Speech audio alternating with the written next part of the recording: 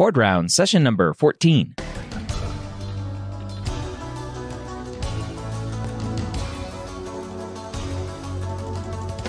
The moment you step foot on campus as a medical student, you are gearing up for one of the biggest tests you'll ever have to take. USMLE Step 1 or COMLEX Level 1. The medical school headquarters and Board Vitals are going to help you prepare for your first board exam with questions, pearls of information, and guidance to make sure you have what it takes to score high and match into your specialty of choice.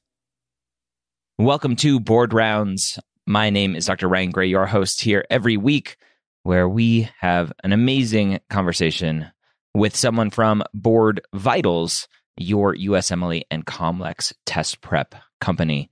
This week, we are covering psychiatry and talking about coping mechanisms. If you are not subscribed to our podcast, it's free and easy to do so in your podcast app of choice, including Spotify.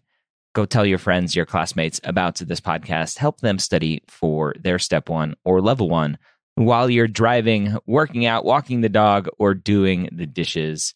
I hope you are enjoying this podcast. If you have some weaknesses in topics, let us know. Shoot me an email, ryan@medicalschoolhq.net, and we'll try to cover those topics for you. Again, this week, we're talking about psychiatry and coping mechanisms.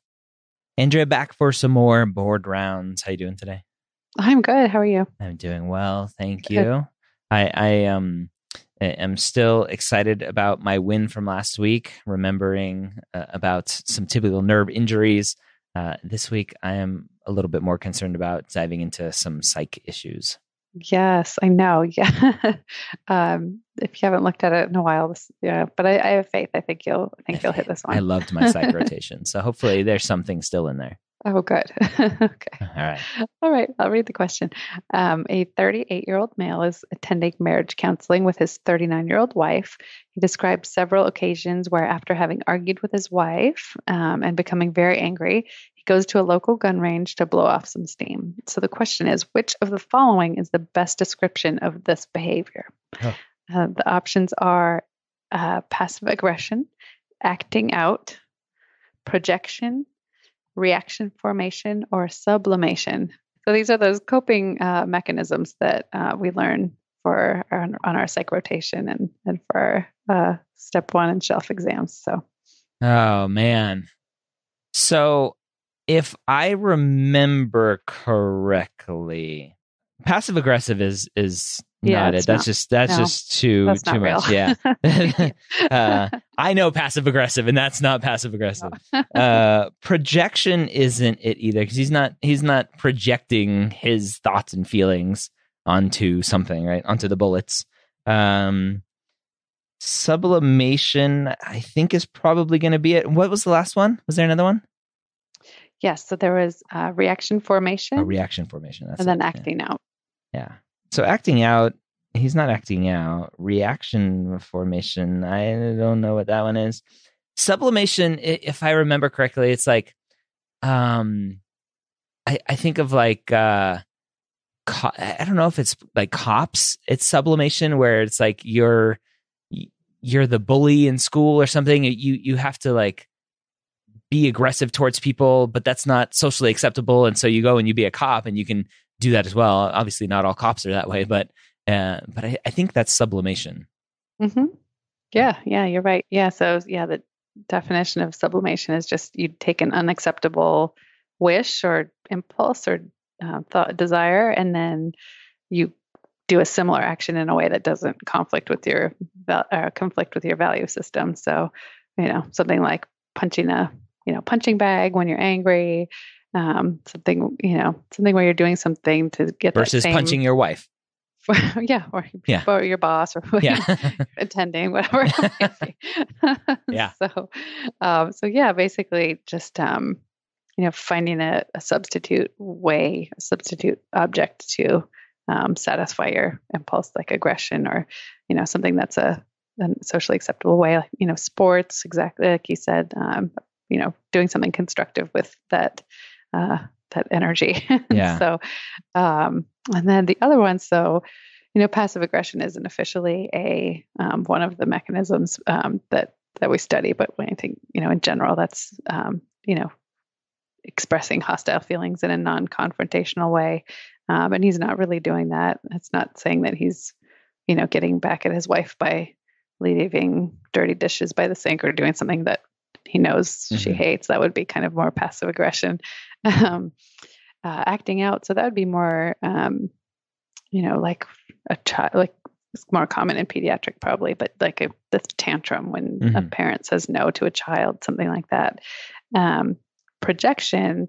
So actually that's attributing your own unacceptable thoughts to another person. So, I'm trying to think of a good example. Like if the husband, was planning on cheating or had thought about cheating on the wife, but instead he accuses her of cheating on him.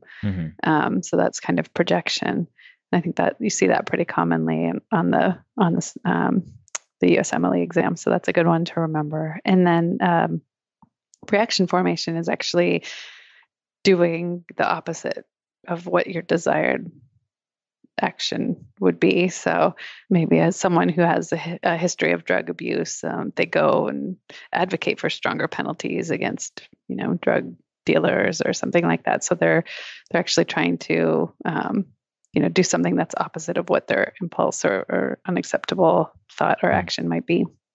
Okay. So good kind of things to know from a psychology standpoint. Understand all of those different. Again, I tie a lot to the MCAT. For the psych section, you have to know all of these different theories and whatever, all these different people who have created these different terms, and it doesn't go away for the board exams either. No. And I think it's on the psych shelf exam as well. So it's something to keep in mind. But I think the only other two that probably people should know would be denial, which is a pretty that's a pretty common one. That's just obviously blocking whatever that is and just refusing to experience it. And then the other one is displacement. So displacement is sort of the opposite of, not the opposite of sublimation, but it's a more unacceptable sublimation, if you will. So say someone's angry or frustrated by, their boss at home, then they go home and may, abuse someone at home in place. So that's the displacement. And that pretty much covers all the different mechanisms that we should probably know. All right. So there you have it. Some good psychiatry topics for you. Hopefully you got some good information, some good pearls of wisdom for your step 1 and level 1 preparation. If you are getting ready to take step 1 or level 1, or if you're just starting out in medical school, you will soon find out what board preparation is all about. And one of the best ways to prepare for the boards is to do practice tests. And that's where Board Vitals comes into play. They have an amazing platform that will get you prepared for your step 1 or level 1 exam with over 1,700 questions for step 1, over 1,500 questions for level 1. They're constantly working on those questions. I know they just hired someone new, someone who's going to be on this podcast soon, to revamp their questions even more, provide you more value and more information. Go check them out at boardvitals.com. Use the promo code BOARDROUNDS, that's all capital letters and one word, Board Rounds, to save 15% off your package of choice. Thank you, Board Vitals, for being a partner with me on this journey with Board Rounds. Hope you have a great week. We'll see you next time here on Board Rounds.